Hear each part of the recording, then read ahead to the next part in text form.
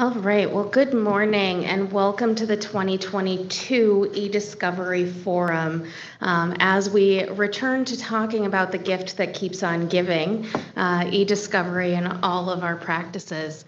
For those of you who don't know me, my name is Kate Johnson. I'm a partner here in the Minneapolis office of Dorsey and Whitney in the trial group, and one of my areas of specialty is dealing with eDiscovery. So I will be serving as your moderator today, and we have a wonderful panel joining us as well. We're very grateful to have Magistrate Judge David Schultz with us, along with Tom Nuss from Brakebush Brothers, and Briana Taqatqa and Caroline Sweeney. And I will ask them to just briefly introduce themselves so you know who's talking to you today. All right. Morning, everybody. I'm David Schultz. I'm a magistrate judge here in the District of Minnesota, about 5.5 years into that job.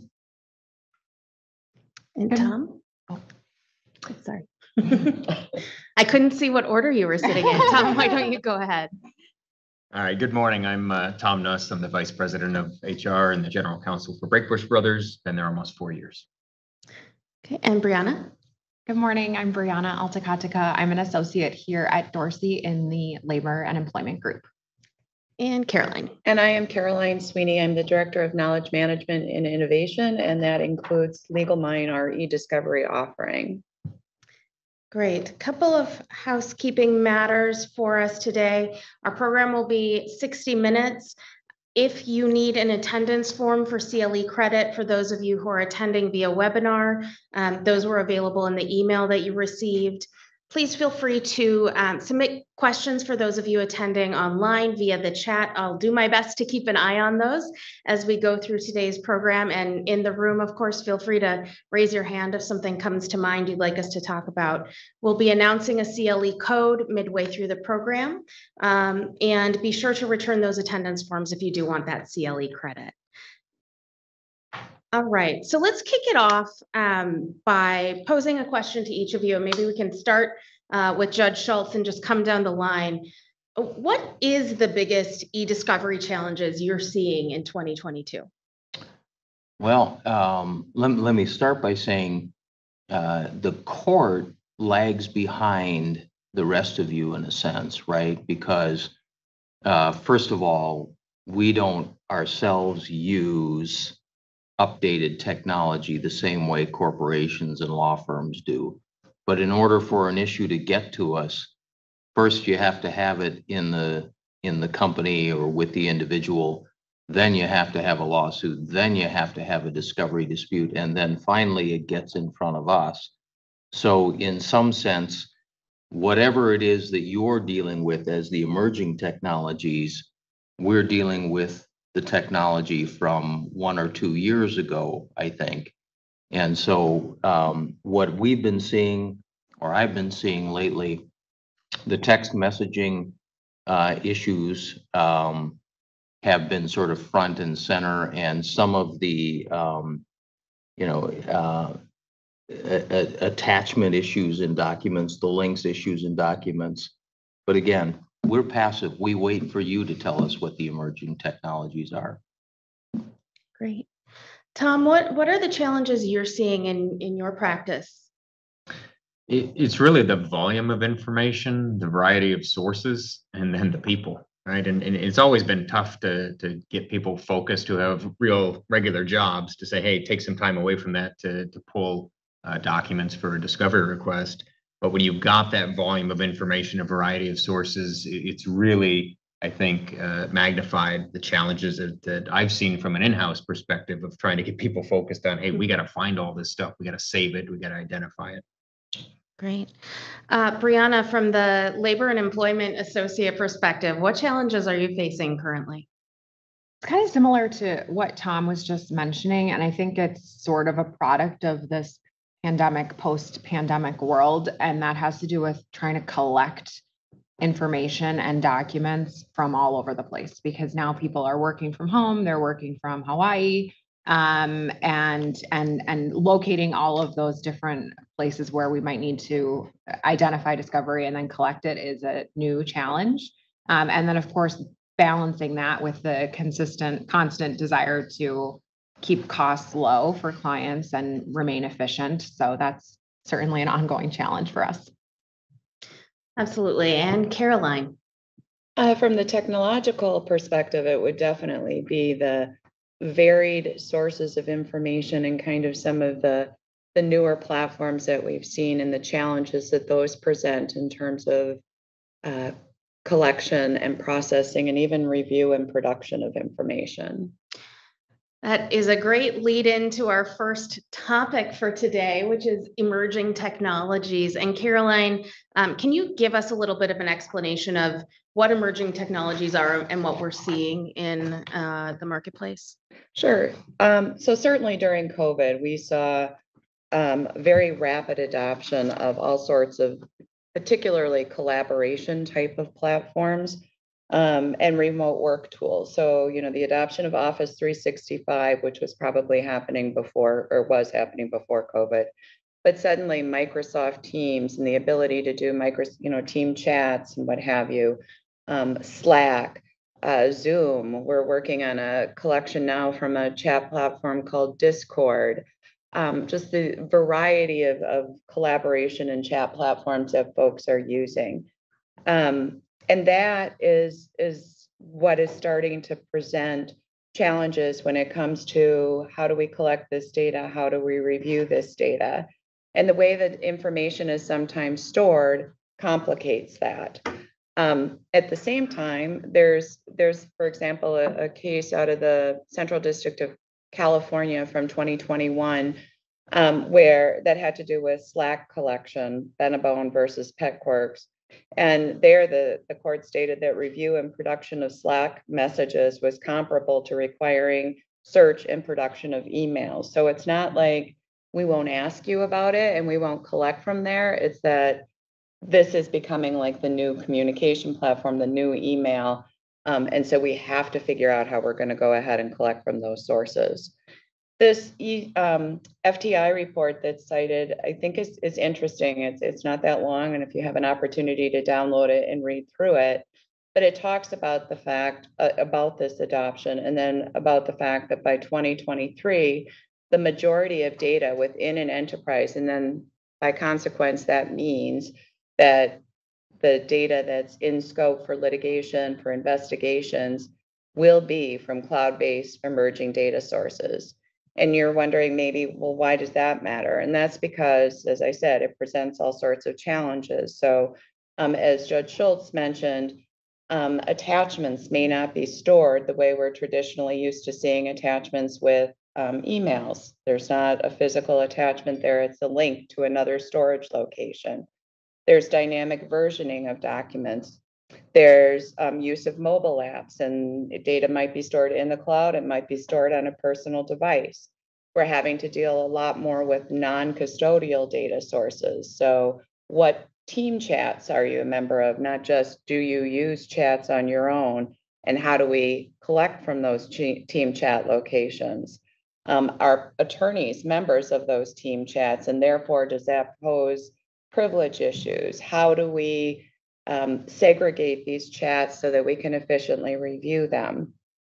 And then further complicating that is that some of these platforms, some like Office 365 and the compliance function of Office 365 have some robust collection capabilities. But when you go to collect chats, you can't necessarily get the attachments. Some require that you build or create an API to basically pull information out and put it somewhere else. Your ability to export data might depend upon the version of the document. So it all gets very complicated very quickly. And we, of course, do have the courts starting to deal with these issues. Caroline, can you tell us a little bit about the Nichols v. Noom case? So, and this gets to the issue of linked attachments. So in this case, the parties had an ESI protocol, and it did not contemplate attachments, production of attachments, which is, I review a lot of ESI protocols, and that's pretty standard. But Noom produced emails that contained links to attachments rather than the actual physical attachment. So Nichols raises concerns and says, hey, wait a minute, links are representing attachments, and the attachments should be produced with the communication as part of the family of documents. So they asked the court, make Noom go back and recollect.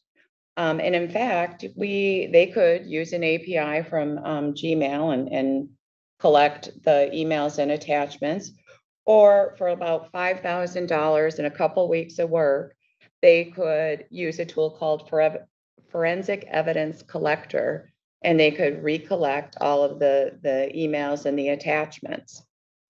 However, they didn't provide any substantiation, any documentation for that $5,000 quote.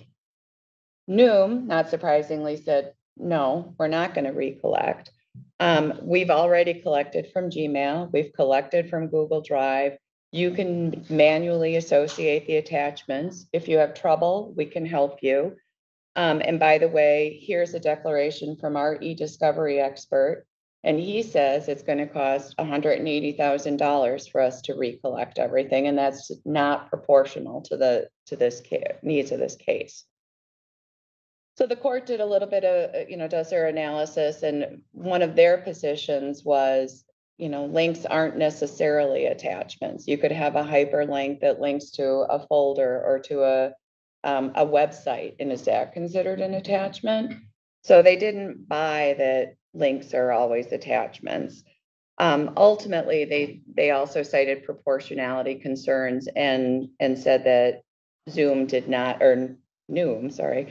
not have to do the recollection of documents.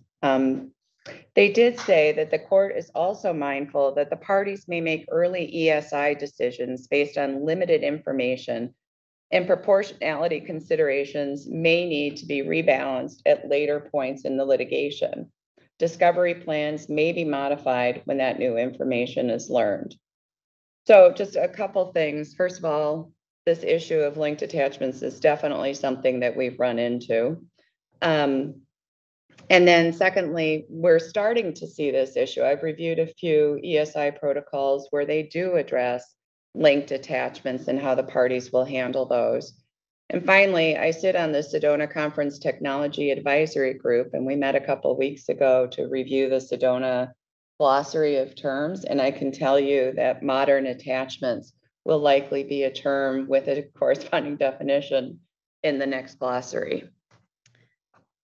Thank you, Caroline. So I'd like to turn to our panel to talk a little bit about what we are seeing with emerging technologies. And Tom, I'll start with you. What are you seeing in-house in terms of emerging technologies? And is it causing you any concerns? Are you facing any challenges?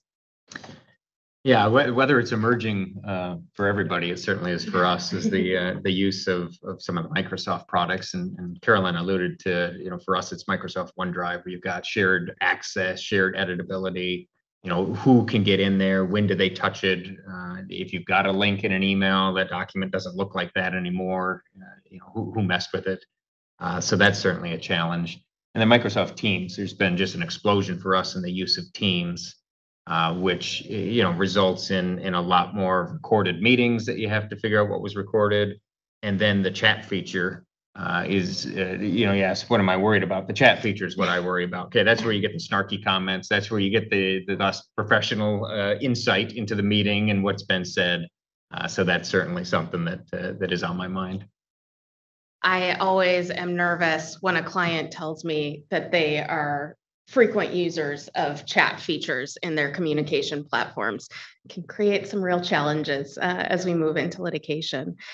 Judge Schultz, you mentioned a few minutes ago that from the judicial perspective, you're a little bit behind where the people who are appearing in front of you are with respect to these technologies.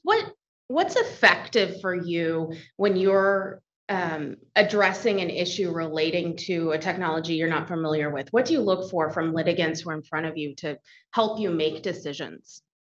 Well, thank you. I think the hardest part for judges, and I think I'm accurately portraying how others feel as well,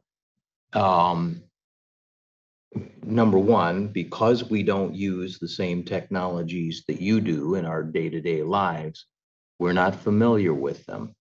And number two, even if we have some general familiarity, what we need in order to make decisions is we need to understand in very concrete terms what this is, how it functions, why should you be able to get it or not be able to get it. So I always think of it in terms of my own past experience with patent litigation. You have to be able to educate the judge, and it has to be, it can't be just sort of throwing out a bunch of,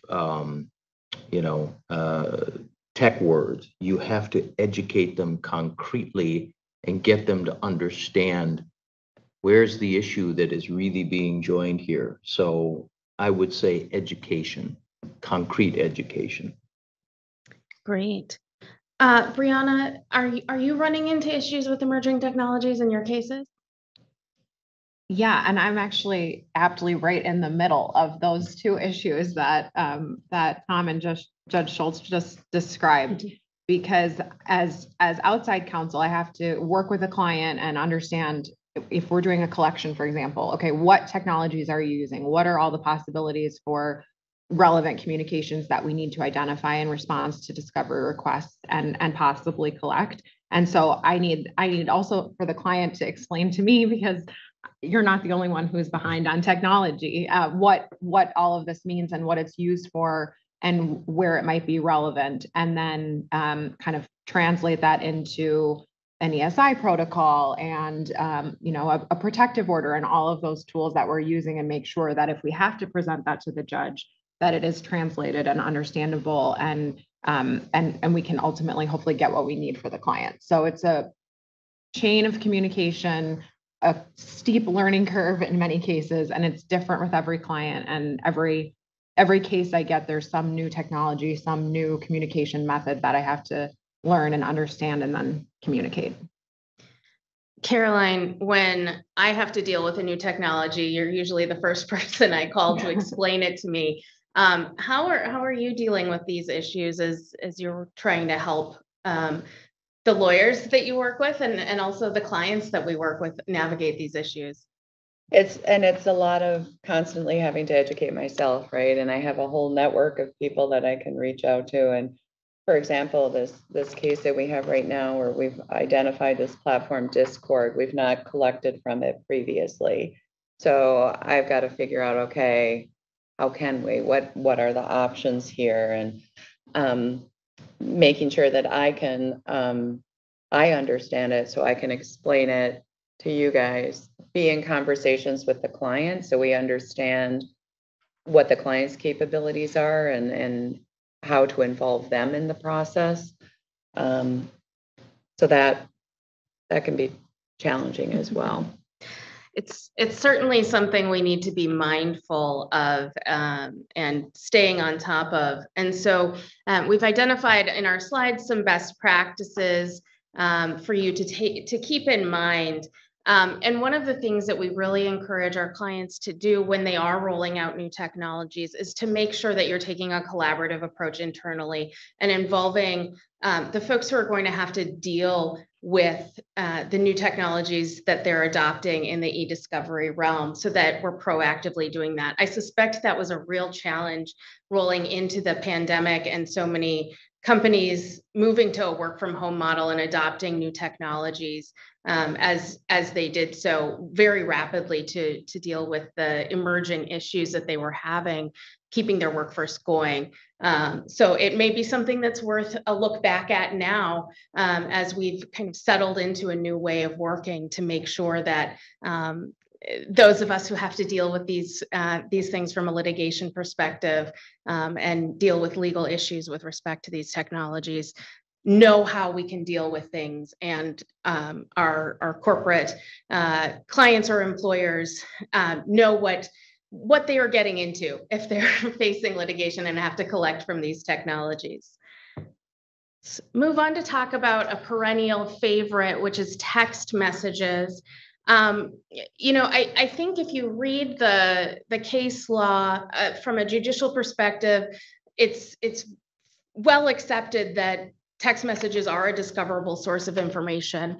Many of our clients are starting to accept that they may have to turn over their phones to us if they do get involved in litigation, but we're seeing also continuing reluctance to turn over phones, continuing reluctance on the part of companies to take responsibility for producing documents that are on their employees' personal devices. So it's a continuing issue that repeatedly comes up in litigation. And as technology has progressed, as the way we have communicated or the way that we communicate has progressed as well, we're seeing other text-like communication messages. Chats like WeChat is a very common app used in China. When we represent clients in China, that is a source we often have to go to. And each of these technologies does have different challenges in collecting as well that we need to be mindful of.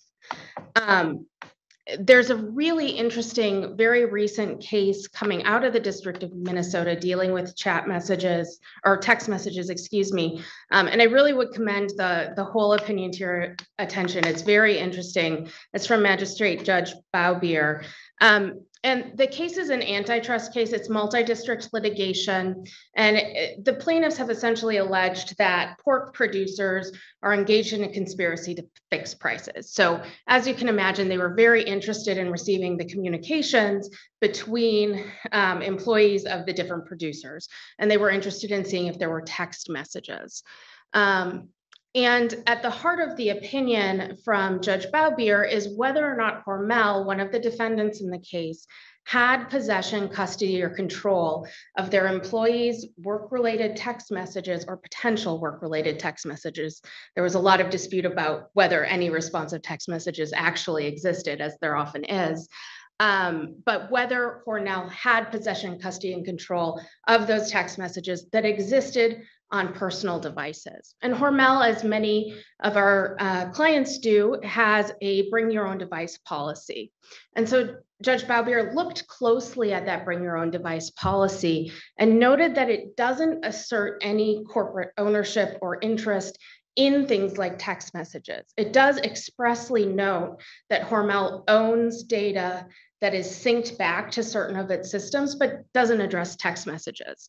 And that was one of the things that Judge Boudreau looked to when she concluded that under applicable law, under the reasoning that the Sedona Conference advances in its publications, Hormel did not have possession, custody, and control of those mobile devices, and therefore did not have an obligation to collect and produce the data from those devices. A twist to this case, of course, is that once Hormel told the plaintiffs that they didn't have possession, custody, and control of those devices, the plaintiffs sensibly went out and subpoenaed the individual custodians for their devices to get the relevant text messages that they were looking for. And Judge Boudreau did enforce those subpoenas, directed some cost sharing between the plaintiffs and Hormel for the costs associated with collecting and producing that information.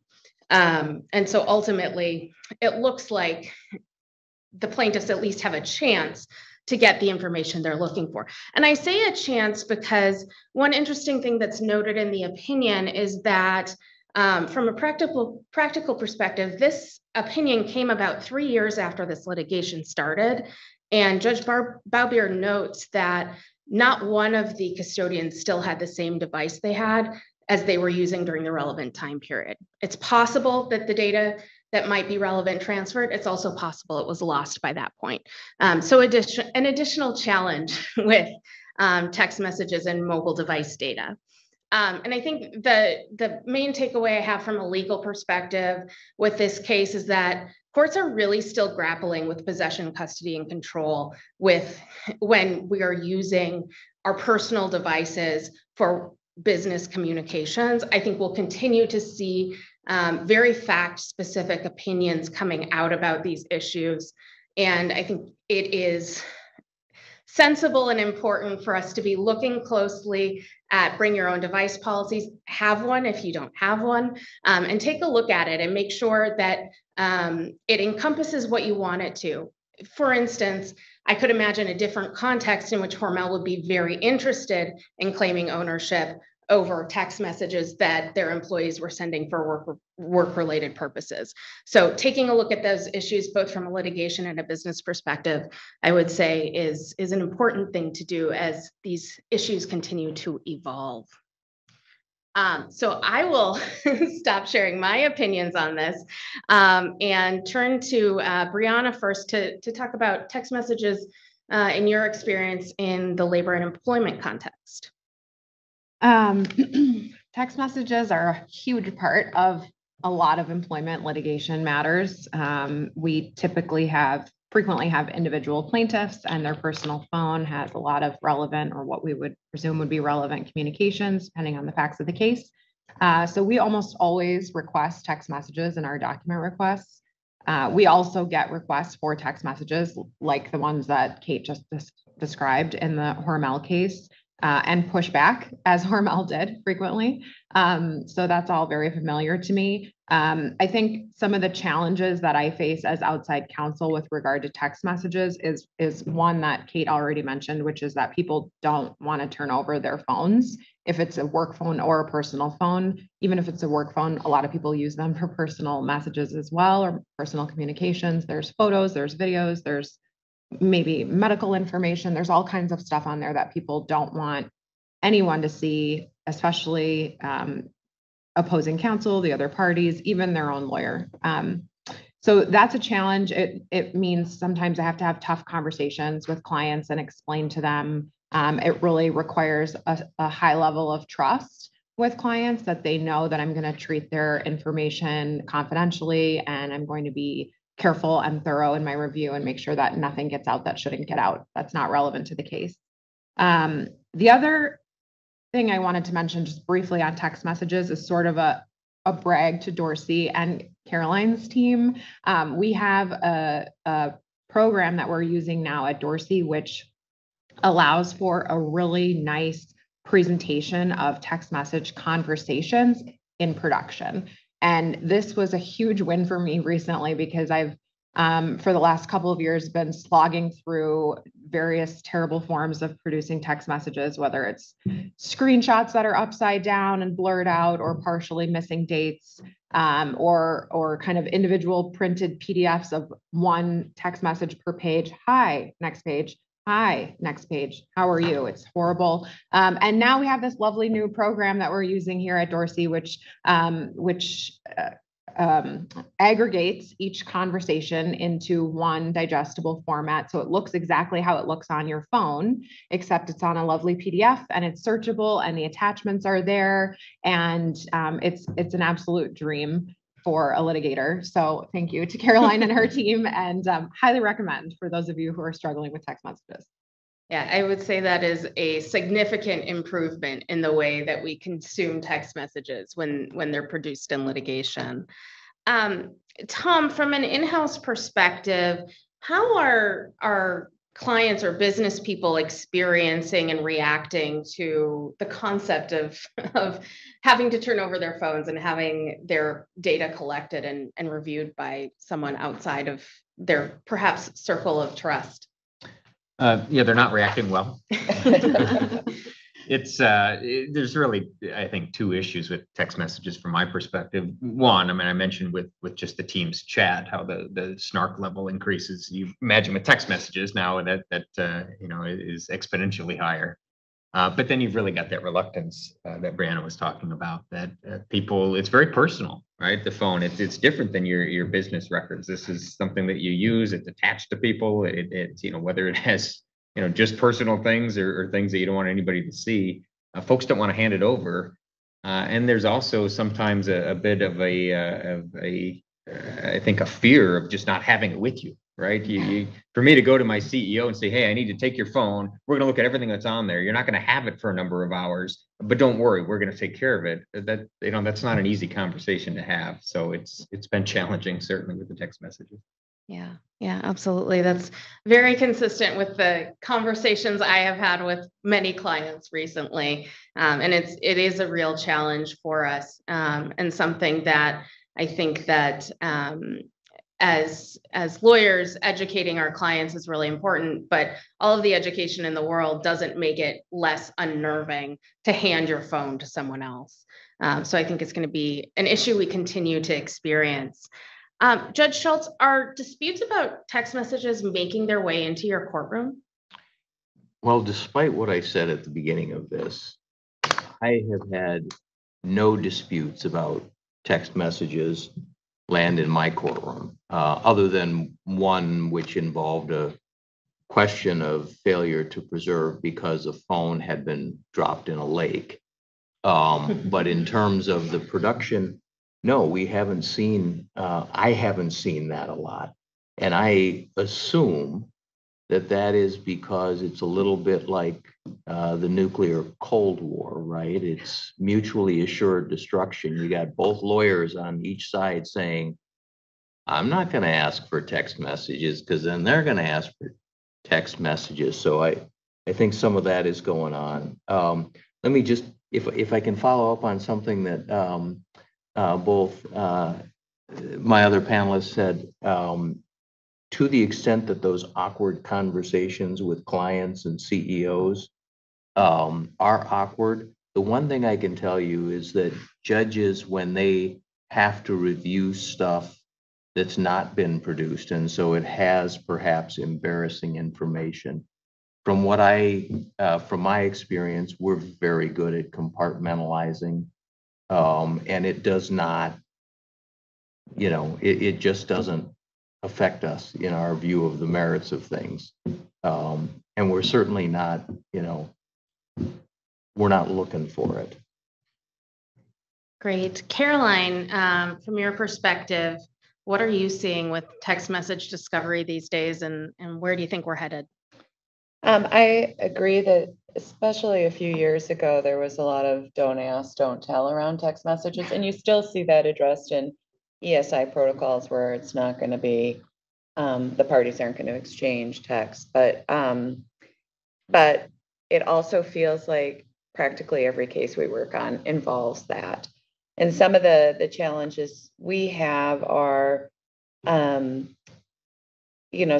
the technology, the phone version and what have you, is further along than the tools to collect that are used for collection. And so that can sometimes be challenging in terms of you can get different things off of an iPhone 12 than you can get off of an iPhone 6. And that explaining that and being able to track that for people. We encourage our legal teams to proactively preserve, because phones do. I've heard of a number of times where phones have been lost in the lake or got driven over by a car or whatever. Or I got a new phone for Christmas and I didn't transfer my data. So we do encourage that we proactively preserve, and we don't have to do anything with it, but there's a cost to that preservation, and just the exercise of having to talk somebody into giving over their phone can be challenging. Once we get the text messages in, something that we frequently encounter is how do we best unitize these into documents, right? Because as Briana pointed out, you don't want one document that's high and the next document is high and the third document is how are you, and so forth. We tend to look at 24-hour or 18-hour periods and create those as a document. But then that means we're potentially going to redact more content, and there's a cost to that because there's maybe, business stuff with personal stuff intermixed.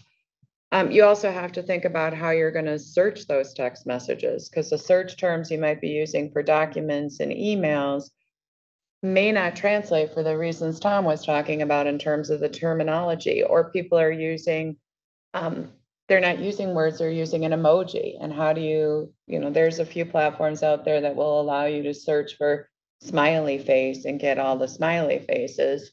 But I would need one of my kids to tell me what all the other different, corresponding phrases are to describe other emojis.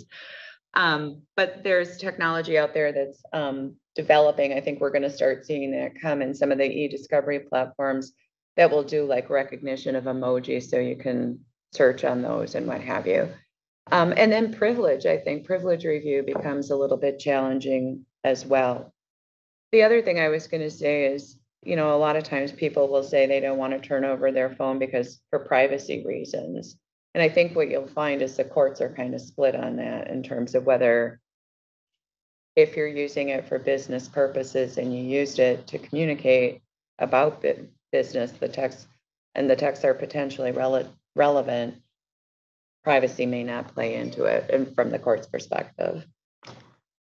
Yeah, I have seen those varying opinions. One thing you mentioned, Caroline, was redacting in text messages. And one of the things I've been thinking about lately, and I don't know that I have the right answer to, is, of course, the typical rule is that you don't redact non-responsive content from documents when you produce them.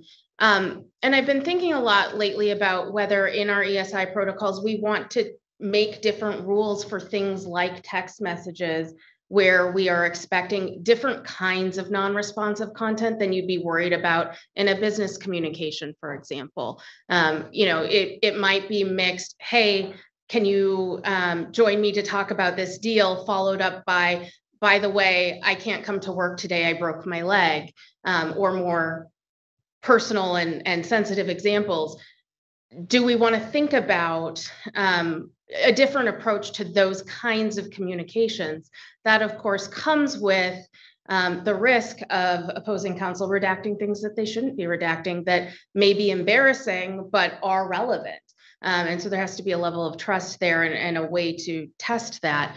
So I don't know that there's a good answer there. Certainly some of the things we can do with unitizing help address some of those concerns, but it's something I'm continuing to think about as I approach these issues. And actually, Kate, that raises a good point. Like when we've done second requests and what have you, and maybe we're using predictive coding to review or for review purposes for the general population, but we will treat, in our agreement with the government agency, we will treat text messages differently. Mm-hmm. Exactly. Yep. So a couple of best practices for you. One, having that policy is very helpful, both for helping clients understand what the expectations are with respect to their use of their personal devices, and also explaining to the courts what those expectations are and what you actually have possession, custody, and control of. I think continual conversations about these issues with our clients is very, very important, and expressly addressing it when litigation comes up, as well as, various comments have been made about phones falling into lakes or time passing. Mobile data is ephemeral and it can be very easily lost. So early preservation of that kind of data is really important if you're expecting it to be needed in litigation. All right, our next topic is cooperative discovery. The concept of cooperative discovery is built into the federal rules of civil procedure. They're analogous state rules. If we look at things like the meet and confer obligations, the expectations from courts for more informal dispute resolution procedures as well. And the Sedona Conference really emphasizes the importance of cooperation in discovery. They do, in fact, do a multi-day program on cooperative discovery and cooperation in the ESI process that is very interesting. I think it's a challenge for lawyers to sometimes understand cooperation in the context of zealous advocacy. So we'll talk a little bit about that, but first I will turn to Caroline to talk about a case for us. So this case actually concerned the winding down of business relations or business operations, the relationship between ORP and Stryker, which was a subsidiary of How Medica and a manufacturer of medical devices. Early in the judge's 30-page order, he states the present litigation has been characterized by vigorous advocacy, to say the least. And in fact, due to the number of and antagonistic nature of the discovery disputes between the parties, the court had appointed a special master. And throughout the course of discovery, the special master actually recommended sanctions a few times against Stryker and its counsel. The e-discovery issue here, not surprisingly, centered around text messages, primarily text messages between two key custodians, which were accidentally deleted. And at that time, the special master recommended spoliation sanctions, and including an adverse inference instruction. He did state that the sanctions could be reduced should the missing text messages be found from other sources. Well, lo and behold, missing text messages were produced, and Stryker's counsel represented that they had produced all of the text messages, that the text message production was complete. However, the produced text messages excluded one of the participants, text messages from one of the participants.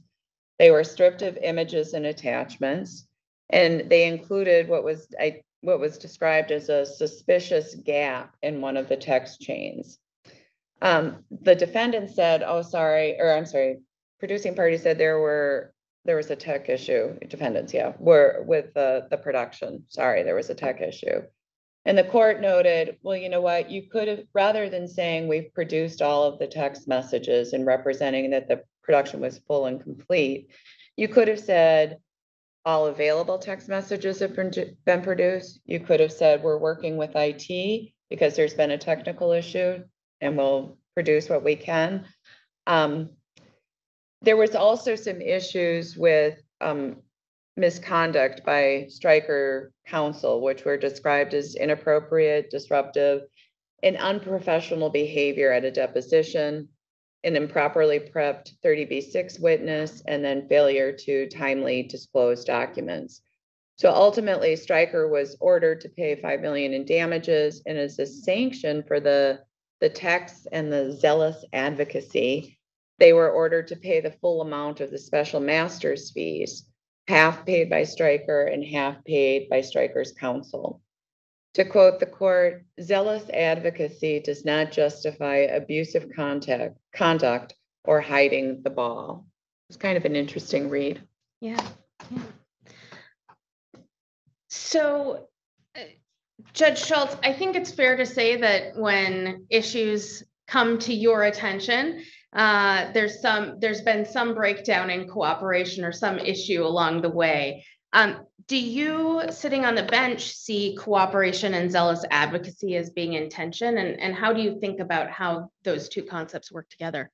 Well, let me say at the beginning, you're right. Something is broken down typically, although occasionally, and we like it when we see this, the relationship hasn't broken down at all. There is a clear and honest dispute about whether or not a certain thing or a certain set of things are discoverable or not, or should have been preserved or not. And when those come before us, that's actually a pleasure, because we know that people are working in good faith to resolve the dispute.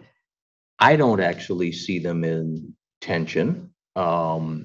They shouldn't be in tension. Zealous advocacy doesn't require you to be unpleasant, even if provoked.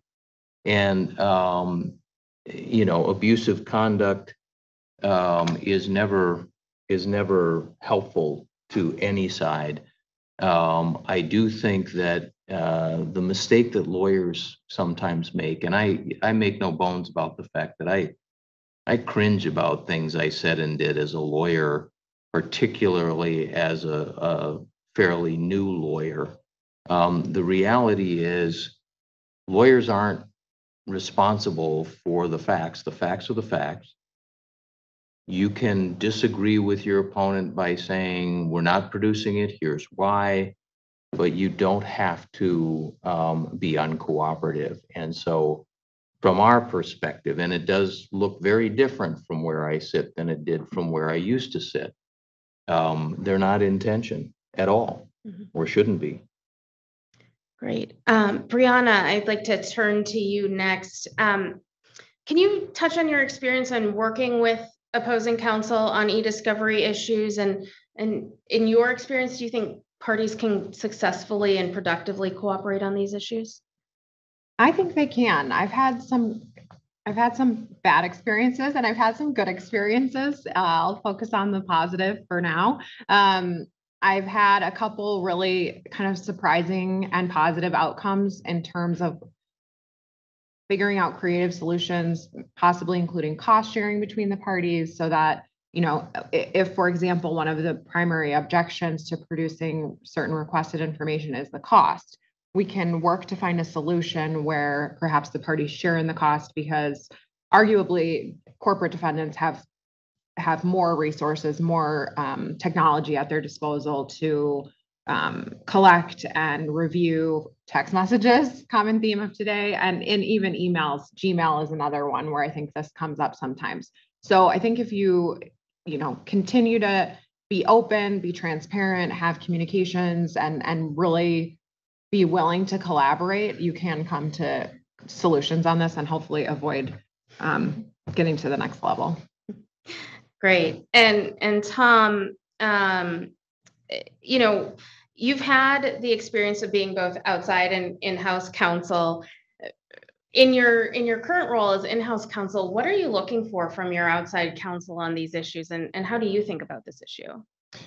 Yeah, so in order to back up, maybe when I was not in-house counsel long ago, before all of these technological issues we're talking about were quite so prevalent, I never understood the attorneys, the opponents I'd go up against that would introduce emotion and unprofessionalism into our interactions. It didn't advance the ball. So I don't know that things have changed. Those folks are still doing it. Maybe this gives another opportunity for them. Maybe they're bolstered by their clients saying, look, this is hard to find this stuff. It is a lot of work. We don't want to produce our personal text messages. Ultimately, my perspective now in-house is this just raises my costs, right? This kind of actions and what is purportedly zealous advocacy that is really just being obstreperous, it just makes it more expensive for us to get to the end result, which we're going to get to anyway. You just made me go through a whole lot more to get there. So I certainly, from my outside counsel that's representing me, I would expect not to encounter this type of behavior, and instead to say, no, let's get there as efficiently as we can. If this is the documents we have, we produce them and we deal with them. Great. In the interest of time, Caroline, I welcome any comments you have on this, but I'd also love for you to touch on your experience with preservation issues as well, since this case touched on that issue as well, and any thoughts you have on the steps we should be taking to make sure that we don't run into sanctionable preservation issues. Yeah, and I think one of the challenges that we often have, particularly with text messages, is the potential for spoliation, because that data can easily, as we've already talked about, can easily be lost. And so I know there's costs and challenges incurred here, but proactively preserving that data early on, whether you ultimately do anything with it or not, I think is important.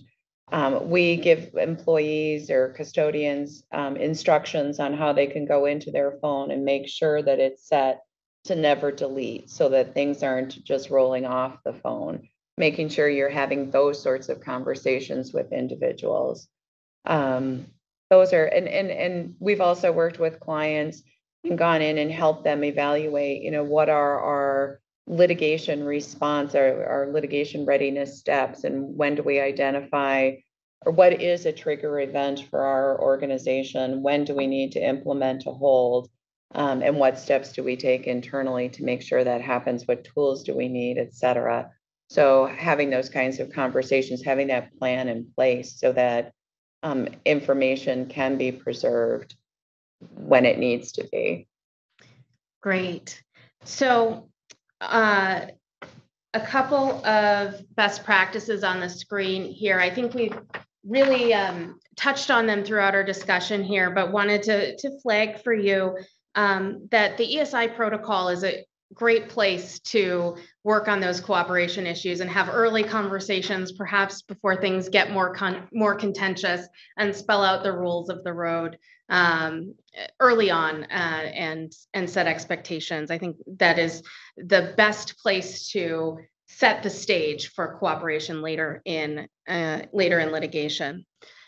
Our final topic for this morning is proportionality. Every time we talk about proportionality, you hear that there's the 2015 amendments to the Federal Rules of Civil Procedure, which specifically address proportionality. Of course, proportionality was always meant to be part of the discovery process and is embodied in the rules even prior to those amendments. But the 2015 amendments introduced a series of factors, or explicitly laid out, I should say, a series of factors to consider when looking at whether the discovery that's being requested is proportional to the needs of the case. And so I will first turn to Briana to talk about a case for us dealing with this issue. Thanks. So this case comes to us from the District of Idaho. PJ Ops stands for Papa John's. So it's a Papa John's franchise case. And this was a class action. It was a Fair Labor Standards Act wage case related to tip credits and expense reimbursements. Ultimately, the plaintiffs were claiming that they were not paid minimum wage because of the defendant's failures to adequately account for tips and expenses. So one of the primary issues in the case was who was the employer. And this is a frequent topic that comes up in these FLSA cases. Who's going to end up holding the bag at the end of the day? Who's the employer? It's a key question. And it really played an important role in the court's decision on this discovery dispute. The plaintiffs were asking for two things that are addressed in this order. One was all email from two individual defendants, and the numbers are in the decision. They're much larger than the numbers I typically deal with in my cases. It's something about close to 230,000 emails would have been at issue. So it was a big ask. The court went through an analysis of the factors that Kate just put up on the slide, talked about things like what's really at issue here. As I mentioned, the question of who is the employer was a key question. And ultimately, the court decided, in order to understand who's the employer, we have to look at all kinds of things. It's really a totality of the circumstances analysis. And that kind of inquiry is not easily identified through search terms. You really have to look at lots of different types of communications. And because these two defendants, they're individual defendants, but they had an ownership stake in the business, they were heavily involved in the decisions and the conduct that was at issue in the case, the court decided this issue is important enough that weighed against the other considerations like cost and time and resources, that it was worth going through that effort. And so the motion was granted on that issue. There was another issue, just briefly, discussed in the case, which was search terms. And the plaintiffs set forth a list of reasonable search terms. The court concluded they were reasonable search terms for 12 custodians. The analysis was pretty similar, kind of looking at, are these search terms likely to lead to discoverable information, relevant information? The court concluded that they were reasonable. Again, looked at the numbers. How many documents are we really talking about? What is this going to cost? Interestingly, and this is the second paragraph up on the slide.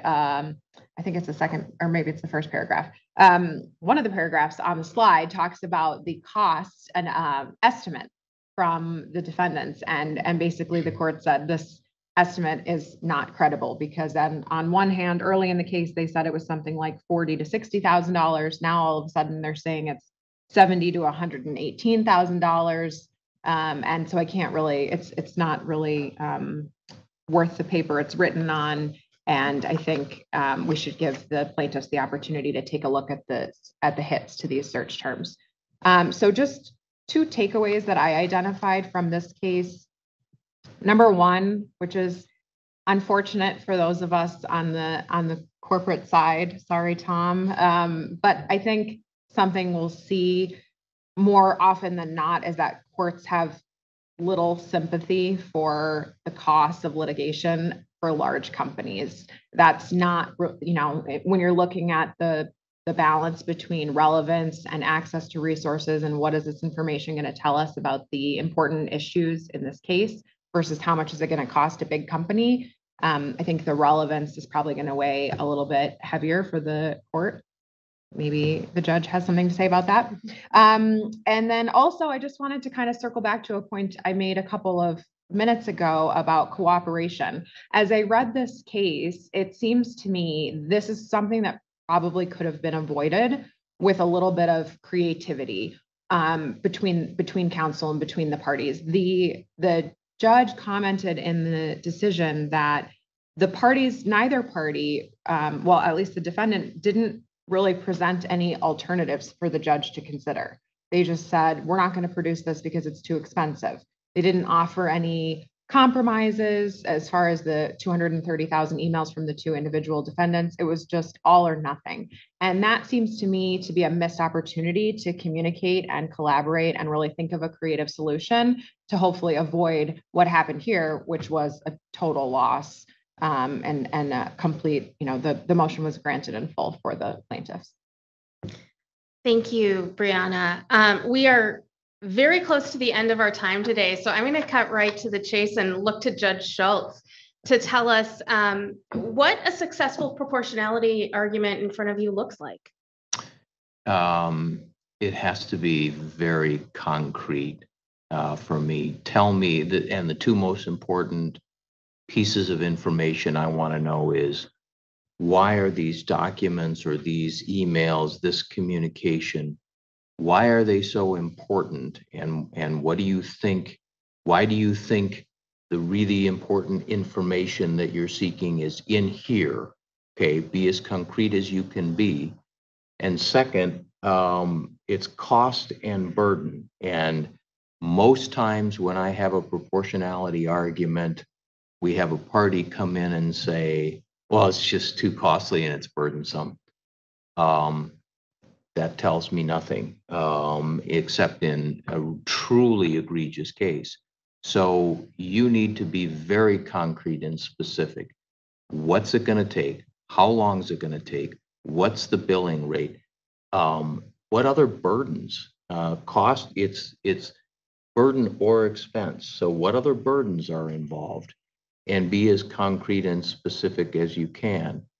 And those two pieces of information, they're linked, right? The more important the information and the more likely it's going to be where you're asking for it, well, the more proportional, it's more proportional with a higher cost and burden. And the inverse is also true. Great. Well, we are right at the end of our time today, so I will move on to wrapping up. I want to say another thank you to our panelists today for taking the time to talk with us about these issues. We are happy to address any questions you may have. Feel free to reach out to us with questions when we're done here, and we'll do our best to answer them. For those of you who have joined us in the room today, we have lunches grab and go for you at the back of the room. Please help yourself. And we can't offer those of you joining us remotely lunch, but we can offer you CLE credit. So check the chat to download that form and make sure to return it to us. Thank you so much for taking the time to join us today. And one last thank you to our panelists as well.